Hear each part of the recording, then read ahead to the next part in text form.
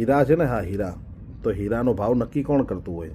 હીરાની ફેક્ટરીવાળા. જેને હીરો બનાવ્યો હોય છે ને એ એનું અંદર બાર્ગેનિંગ એનું રાખી, એનો નફો રાખી અને પછી હીરાનો ભાવ નક્કી કરતો હોય. પેટ્રોલ પુરાવા જઈએ છીએ ને તો આપણે નક્કી નથી કરતા ભાવ, એ પેટ્રોલ કંપની નક્કી કર્યો હોય છે કે પેટ્રોલ તમને આટલા રૂપિયા લીટર આપીશ. પશુપાલકોની વાત કરવા માગું છું. પશુપાલકને જ્યારે ત્યારે હું મળું છું ત્યારે પશુપાલક એવું કહે છે કે પોસાતું નથી, નીણના ભાવ એટલા વધી ગયા છે, પશુના ભાવ એટલા વધી ગયા છે, તબેલાના ભાડા એટલા વધી ગયા છે, પોસાતું નથી. પણ પશુપાલકોના દૂધનો ભાવ નક્કી કોણ કરે છે? જે એક પણ પશુ નથી રાખતા એ ડેરીવાળા. આજે અમૂલ ડેરી હોય કે સુમૂલ ડેરી, દૂધનો ભાવ નક્કી અમૂલ ડેરી કરશે, પશુપાલક નહીં કરશે. અરે આ અધિકાર અમૂલ ડેરીને કોને આપ્યો? પશુ તમારા, દૂધ તમારું, તો એનો ભાવ નક્કી તમારે કરવો જોઈએ. અમૂલ ડેરીનો અધિકાર નથી. જો પશુપાલક એક રહેશો ને તો પશુ પણ વધશે અને 2 રૂપિયા તમારે પણ વધશે. તમારા ધંધા વેપારના અંદર આ મોટી ડેરીઓવાળા અત્યારે લૂંટ મચાવી રહ્યા છે.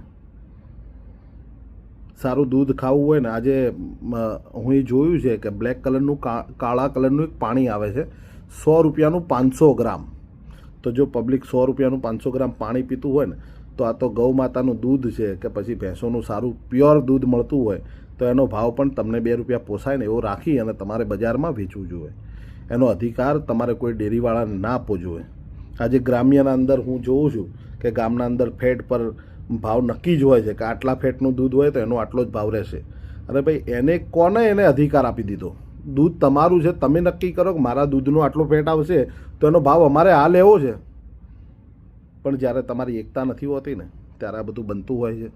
પશુપાલકોને કહેવા માગું છું, તમારી એકતા, તમારા અધિકાર, તમારા હક, આ દુનિયા એવી છે કે તમારે હક અધિકાર તમારા માગવા પડશે, તમારા હક અધિકાર માટે લડવું પડશે.